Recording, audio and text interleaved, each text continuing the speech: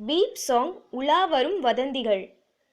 Beep song பாடலுக்கு நாளுக்கு நாள் அதிகரித்து வரும் எதிர்ப்புகளும் வழக்குகளும் சிம்பு தரப்பில் நிறையவே பயமுறுத்தி வருகிறதாம்.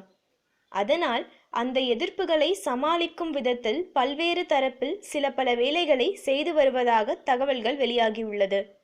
2 தினங்களுக்கு முன் ஒரே சமயத்தில் வெளியான சிம்புவின் பேட்டியும் டிஆரின் வீடியோவும் அதன் ஒரு பகுதிதான் என்றும் தெரிவிக்கிறார்கள். இதனிடையே சில குழப்பங்களை ஏற்படுத்தவும் முயற்சி செய்து வருகிறார்களாம்.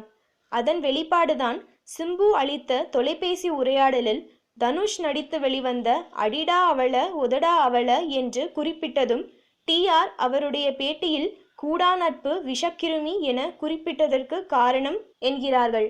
சிம்பு மீது தவறில்லை என்று சொல்லி அதை பரப்பியவர்கள்தான் குற்றவாளிகள் என சிலர் தேவையில்லாமல் இன்று காலை முதல் இந்த விவகாரத்தில் தனுஷ், சிவகார்த்திகேயன் ஆகியோரையும் உள்ளிழுத்துவிட்டு வதந்திகளை பரப்பி வருகிறார்களாம்.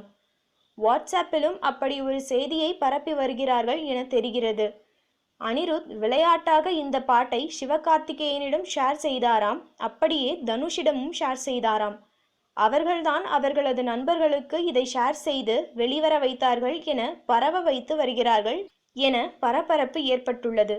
சிம்பு தான் செய்த தவறை ஏற்றுக்கொண்டு மன்னிப்பு கேட்காமல் மீண்டும் மீண்டும் மற்றவர்கள் மீது பழி போடும் நடவடிக்கையில் இறங்கி வருகிறார் என சமூக வலைதளங்களில் பலரும் குற்றம் சாட்டி வருகிறார்கள்.